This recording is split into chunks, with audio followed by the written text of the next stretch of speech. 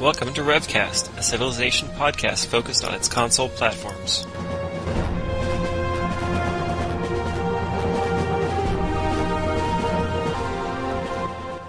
elthrasher, ScottieX, TV.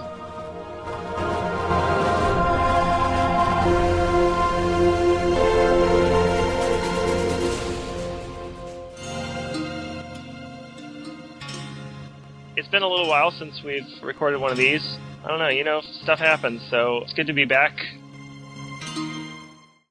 This is elthrasher. With me, as always, is ScottieX, and we are joined this month by It's Denied. Why don't you tell us about your claim to fame? Well, I was playing ranked, and I thought it was awesome with my library strategy. And I was like, oh yeah, you could just tech to industrialization with libraries and kick everybody's butt, but I went to the forum and it didn't work out so well. What's your favorite civ? As far as to have fun with, or like favorite to play? I don't know, Egypt or Japan probably. Okay. Spain's fun once you start doing the galleon fleet thing and figuring out the Legion Rush and everything, but it's pretty cut and dry once you start doing it. But Japan and Egypt, the games vary a lot whenever you're playing in ranked, especially. What's your best civ? America. Okay. What's your worst? Probably Mongols. Okay. I know how to play them, but it's just really hard.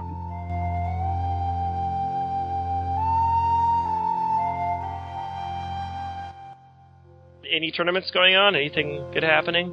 We've got another World Championship sort of going. It's going slowly, but we've got ITZ's through to the final round, and the first round, I suppose, Smallfork's winning that. They'd still have to finish it. That was an interesting game. I never seen AI take somebody out at 2000 BC with the Great Wall. I was shocked. I couldn't believe it. I know. What happened? We were playing our series of 5 games, or whatever, 7. And so the first game, I was really psyched up for it, and I think I played quite a good game. But in the end, it was America versus America, I think, and he got 7 cities of gold. And what else did you get? Something else. School of Confucius, yeah. School of Confucius. Without 7 cities of gold, I was screwed that game, though. And it was just too much for me to be able to win it. So there was that one. And then the second game, again, I thought I did reasonably well, but it was Aztec versus Spain. He was on me really, really early. Before I settled, he had a warrior next to my settler. So, well, basically next to it. So anyway, I managed to get to the point where, maybe another couple of turns and I would have been okay. But again, he was on me a little too fast with his Fundy horse army, and again, it fell apart. I thought I'd done quite well there, and then third game, and I was it had kind of got me a little depressed, should we say? And so I wasn't quite focusing, and little things like making peace with the AI when they have a unit right next to your city kind of slipped them up behind. They got Knights Templar really early in the game, I guess. Yeah. I'm at the bottom of the map, and he took out Russians, I think, and he got Great Wall. I'm like, crap, all the wonders are next to him. There's an island next to me that sometimes would have wonder, but there was Ark of the Covenant, and I was English. I'm like, okay, well, that's not really going to help me too much. I'm like, okay, I get my 100 gold and everything. I'm sitting there, I'm like, I don't know how I'm going to win this game. I found a double dice spot, but I'm in the corner, and he's about to take out the Aztecs. I'm like, this game's over.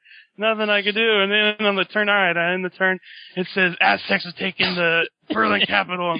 What? That was probably the most unexpected win I've ever seen. I was bad. Was that your only city, or did you just give up? I had another one, but no, I was in some trouble after that. The Aztec, you could have just declared peace for him. Yeah, I could declare peace. Do that? They could have just taken the capital and said, okay, I want peace, and you have to accept it. Bit of bad luck in that, but if they hadn't taken that city, I probably still would have had that well in hand. But anyway, never mind. If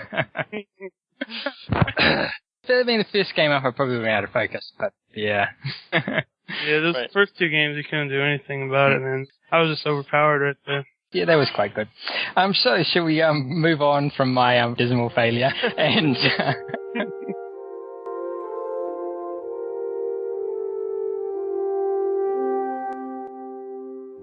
So you were reminiscing a little earlier, and I asked you to save it for the show. It's about a matchup that it must have been just a random game that we had. One? Oh, months ago you came on, He said, "Oh, looking for a game," and I'm like, "Oh yeah." And you're in a party. I think Duke Lou was even in it, and they were all playing. And you said, "Oh, let's play." I was like, "Yeah, let's go."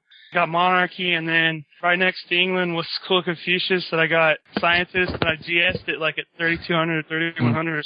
So I had Knights. So I'm like, okay, the game's over. Yeah. And you're like, yeah, well, you got to do something with them. I'm like, yeah, there's nothing. It's over. And I'm like, yeah. So I'm like throwing Knights at you, and you like, I don't know who you took out, and you're just like kicking my ass. I'm like, what is this? I should be overrunning. Where is all this gold coming from? I see roads coming everywhere. I'm just like, oh man. That's when I said, all right, you know what? I'm just going to have some Knight Army because I know he's going to come for me. By that time, you got catapults. I'm like, okay, this is not going to work. He's got too many cities. I'm screwed. But I'm like, but I'm Japan. All I got to do is expand those islands and nothing. Then he's going to really be screwed. And I'm going to attack him like crazy. Yep. So I just built some Knight Armies and kept in my cap. I built like 3 of them, I think. And you brought, I don't know, 5 Legion armies and like 2 catapult armies, Archer army, and like a few single archers. But I was able to defend it. And then I said, yeah, I'm going to get a tech victory. And you said, no, you're not. And then I think you ended up leaving or something. But yeah, I started expanding and teching really hard, and I think I hit cruisers and then quit. And I said, I'm not even going to attack you. I'm just going to go tech victory. It was a good effort. That's kind of my style. I mean, normally people getting knights 8 turns into the game is pretty impossible scenario. But that's the thing. You're the Mongols. I'm just like, what the heck? How is he doing this? Where's this gold coming from? Well, you get the plus 50% gold in captured cities. I think you only got 1. I took out England, and then the Greeks you took out later after I took them out. You got the Greeks from me. I think my early strategy was really strong in that game, and then it was kind of scattered after that. I don't know. I probably built right around 10 Knight Armies. And, like, at the end, after you killed 6 of them, I'm like, okay, this is just, I mean, he's expanding. I'm like, okay, this is not going to work out. I think you really had to change gears like you did there, because I think that I ended up doing all production on my cities, so I couldn't really tech, because I just wanted to pump out as many legions as possible, try to win that way. So then once you went the tech route, then you could get an advantage that way. And if I didn't get your capital, which obviously I didn't, then I couldn't win. You didn't have an option of going around it and having a go at some islands or something?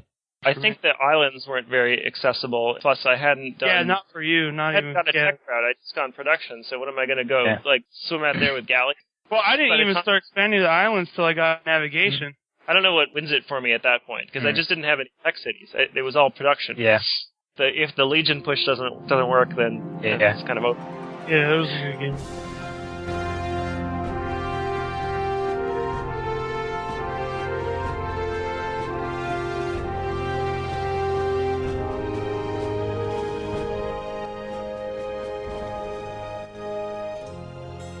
Matchups.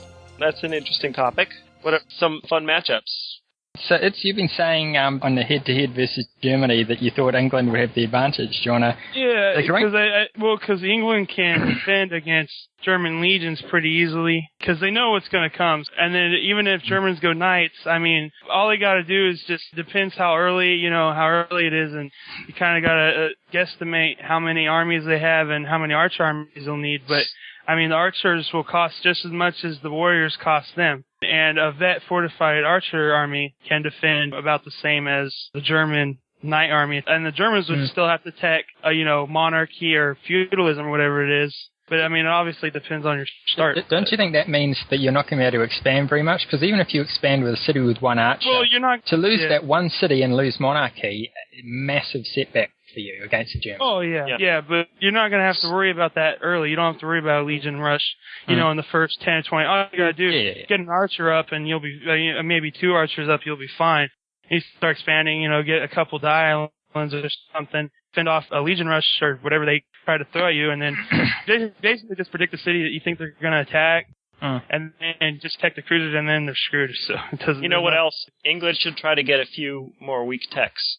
Yeah. So that Germany isn't guaranteed to get monarchy if Germany takes a city. Or better yet, just don't lose a city. Well, if you don't build any cities, then what Germany can do is get to medieval, get Code of Laws, and go crazy expanding with that extra production. Yeah, they'll churn out settlers like really fast, and you'll be struggling to keep up. Then you can just go for cruisers or something and crush you that way.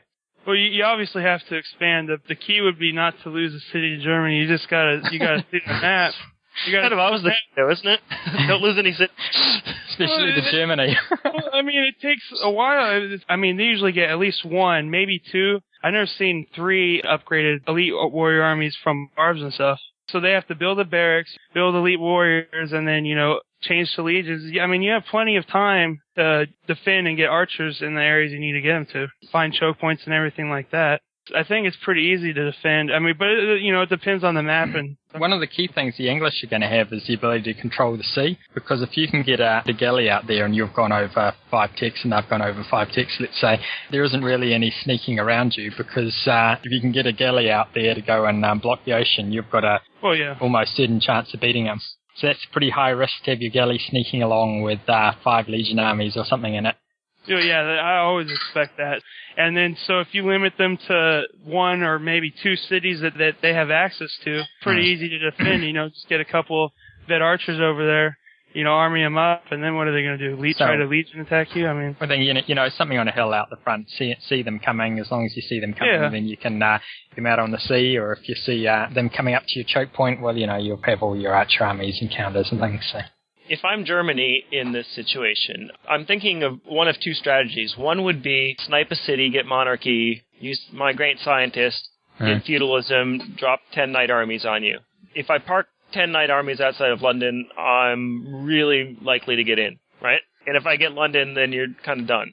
That's one way. So if you cover that up, you're right, that if you're careful, if the map's favorable to you, if you can get to the seas, maybe get some islands or something like that, dye is plentiful around islands, then you can do a pretty good job of preventing that, assuming I don't start right next to you.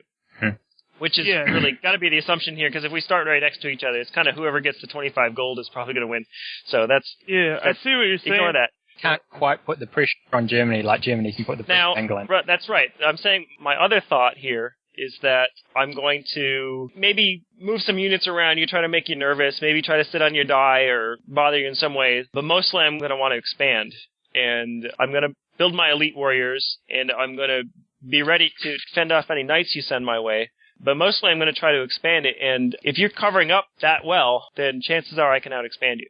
The thing about that is that I wouldn't be worried about England needing to put the pressure on Germany. I think Germany needs to put the pressure on England, because there's a point of no return once England hits 24 attack. Oh, yeah. And it's no secret what both civs are going to go for. It's just who's more unstoppable. And with the English extra archer bonus, I mean, they can produce just as many archers as you can warriors in the beginning of the game.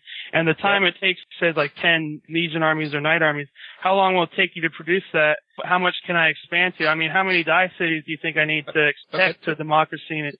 Talking about that rate, I had a game against Forum, if I remember correctly, and he had some islands, England cities, and he had some die, and he was ticking up, and I had Germans, and I had a bit of space, kind of like what elthrasher is talking about here. And I expanded out, and I thought, okay, well, I'll just try expanding out and then building up my knights and as many warriors as I can, and then turn them into knights and come down and attack them. And basically, I hit knights before he hit anything that he could really kill me with. And then obviously, however many there was a lot of them, maybe 10 armies or something, was too much for him to handle. Archer armies or whatever, it didn't matter. I'm not sure if in general you're going to be able to beat them in that race, and between German, who's just able to play around on the continent, versus England, who's trying to tick up to cruisers or, that sort of thing. Yeah. If you're willing to go nav somewhere in there, maybe galleon fleet with nav, and you can blow away the back of the German Empire, or pester them or something. But if you're just going to try and tick it, I think maybe most of the time you're not quite going to make it.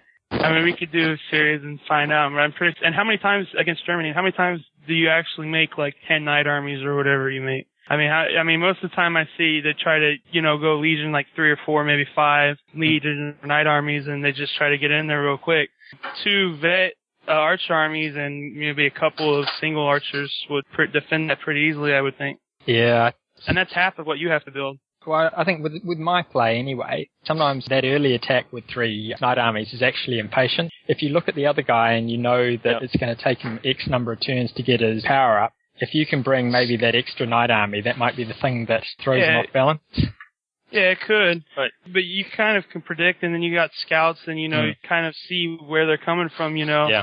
So you have extra time, and then rush archers. And, I mean, the English can tech up really fast with the die and getting all tech bonuses, literacy, irrigation, and all that stuff. And brush the library in a double die city. I mean, that's 20 beakers in one city a turn, Here's the thing. It comes down to decision-making and guesswork and, sometimes educated guessing. So if I'm Germany and you're England and you start making archers and you're just going to build a bunch of archers so that you're totally safe and you're hoping that I'm going to blow my an early rush and just crash into your archers and everyone dies and then you can do whatever you want with the game. But I don't do that. Instead, I start building settlers from go, and I don't even really build much in the way of defenses, but you're so busy building your defenses you don't even notice that, then I'm probably going to win at that point. Yeah. But Exactly. Yeah. But let's say you start building archers and then you kind of see what I'm doing. Maybe you go legions or something like that, and you surprise me by dropping 3 legion armies off a galley, and basically I have more settlers than any other unit. Now I've totally lost, That's what it comes down to a lot of the time. That's the wrong move to just start building. I mean, one archer, non-vet, in my capital has 7.5 defense. I'm not going to start building armies until I know I see a suspicious galley on the horizon, or I see you moving your little warriors around. Then I'll be like, okay, maybe I'll start making an army. I'll have the archers in my city, but I'm not going to rush. I'm going to save money for expansion and stuff too. I mean, that could cost you.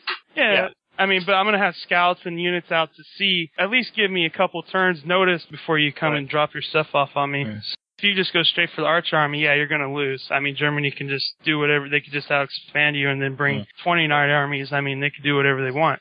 You can't just turtle up. That's not what I'm saying. Got to have scouts and know, like I said, you got to kind of predict where they're going to attack and most likely where they're going to attack. The interesting thing here is that we used to put England in the tier with Egypt and Greece and Japan. I mean, the strongest in that tier, but still in that tier. And now we're saying that England can potentially beat the best civ in the tier above that.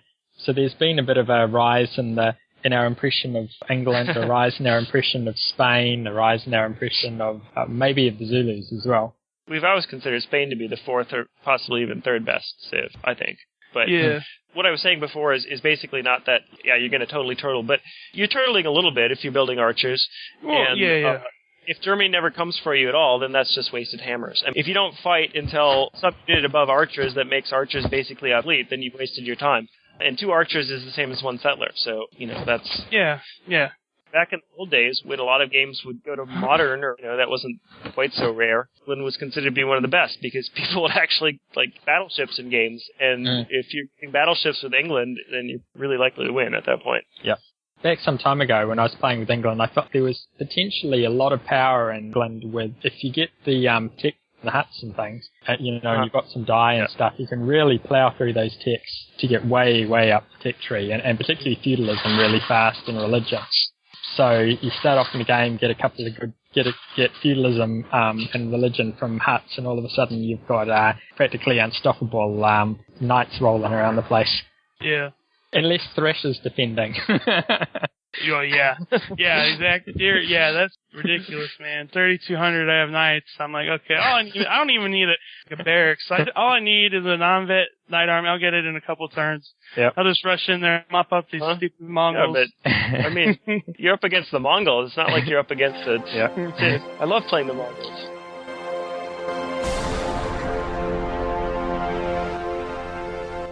France versus Mongols. Good Mongol start is better than almost any other start.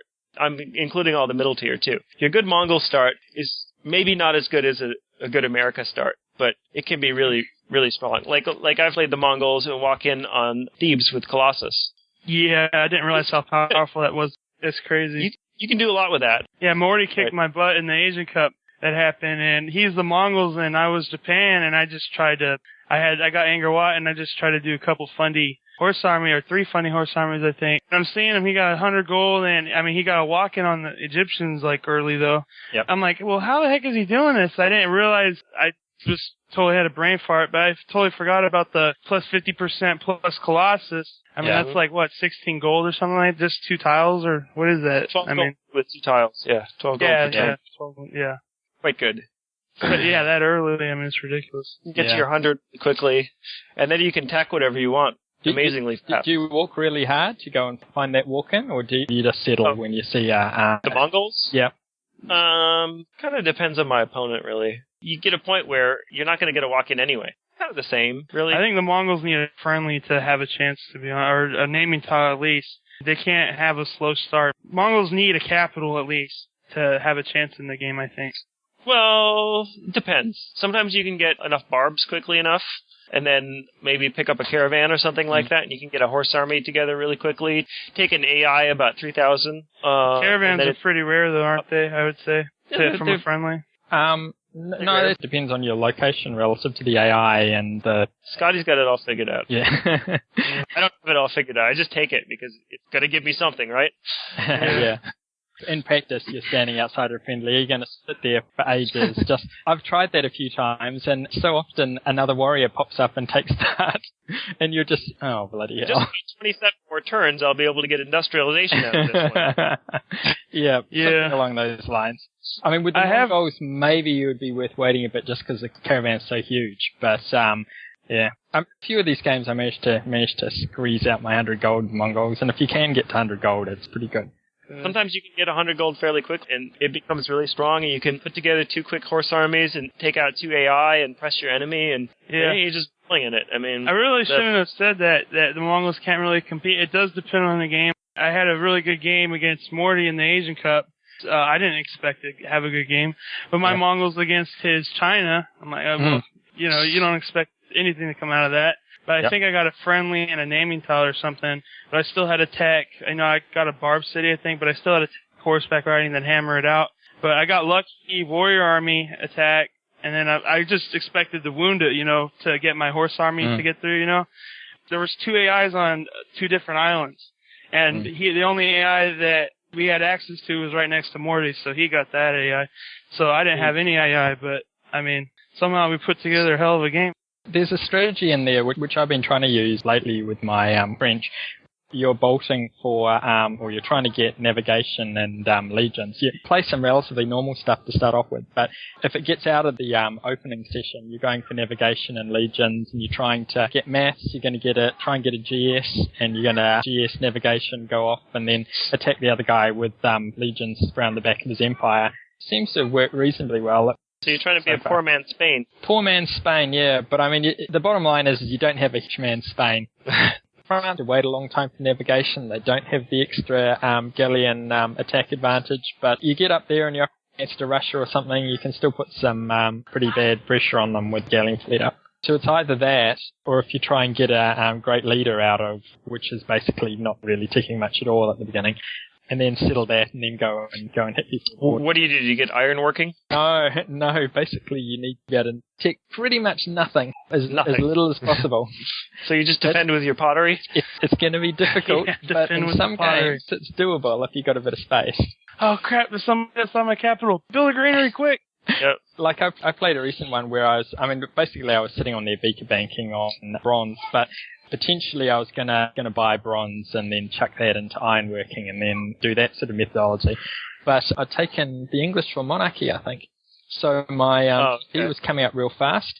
So I just held on and then got the GL and barracks and things, and then, it was away. It's not 100% either, but I was okay with like a GA or something as well, too. I mean, against normal civs, if I'm France, I usually try to get legions out real quick. Like, if I can't get a horse rush in, which usually that would be ideal in head-to-head, go straight to legions, because, I mean, any other civ, pretty much, except for, maybe Russia and Mongols, basically, any other civ has a pretty decent advantage over you. So the sooner you can get on top of them, the better chance you'll have.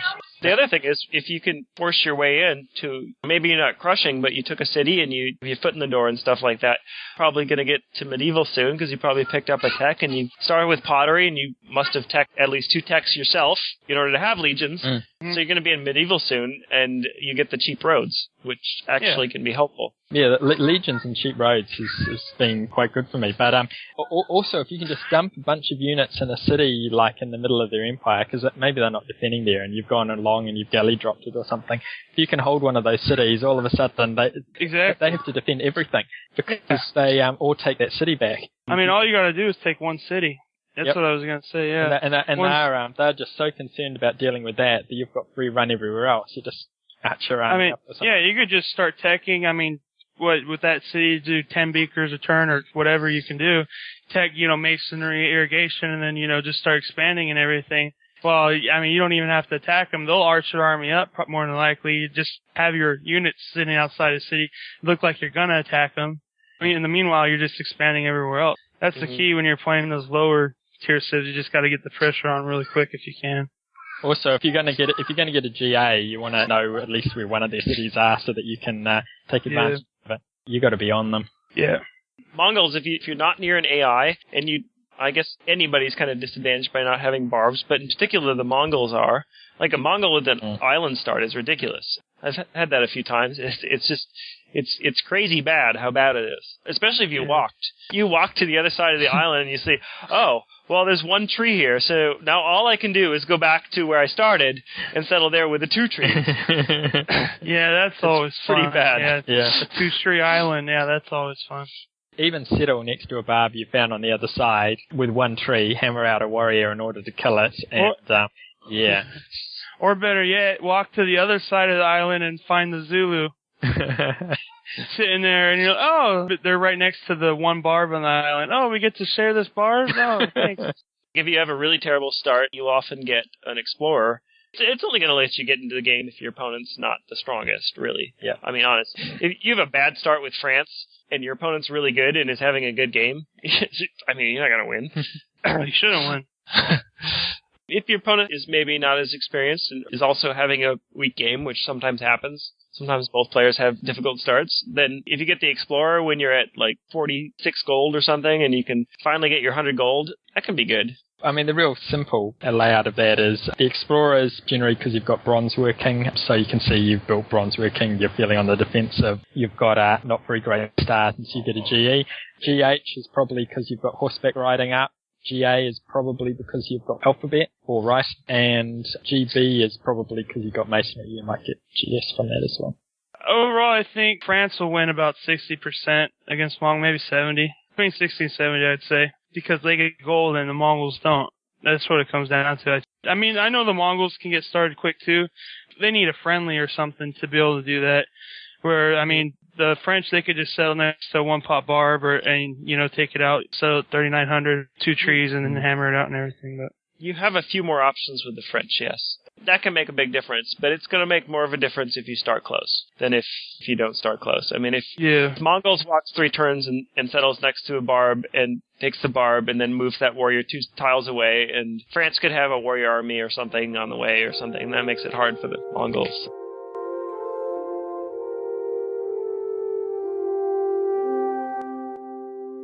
It's interesting to me that this game is still being developed in just a tiny way, at any rate, is the news that the iPhone and iPad version of the game now support multiplayer, which I think is kind of cool. I don't have an iPhone or an iPad, but if I did, I would check it out and see if I can get the same kind of thing going, if I'm on the move or something like that. Instead, I have an Android, and there's no CivRev for Android. But there is now CivRev for Windows Phone, which kind of blows my mind that they decided to do that before Android. Maybe we'll get it for Android. Maybe we'll get, I don't know, CivRev 2.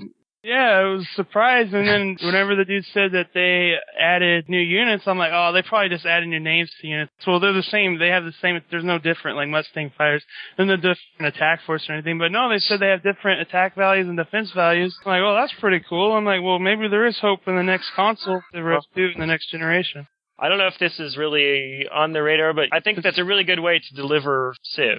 I mean, Sid Meier said he really liked making this game. He says the game he always wanted to make, so. Yeah, right. Yeah, so make another one already. Yeah. But, I mean, they gotta make money off of it, so, I mean, it doesn't matter how much you enjoy it if you're not making money. You gotta do something else, I guess. For us, obviously. We got our money's worth out of it, but I don't know this general stuff. I haven't really looked into it, but. What do you think that you've probably paid an hour to play CivRev? How much have I paid per hour? Yeah. If you divide how much you paid for the disc versus... Probably like 1/100th of a cent, maybe? The fact that I have several discs slightly pushes mine up to maybe a cent. Scotty, you would have to have a lot of discs for that to be true. I paid $20 for it, so I bought it when it was like 2 years old already or something. Alright, this has been RevCast with elthrasher, ScottieX, and it's Denied. We'll see you next time. Yeah.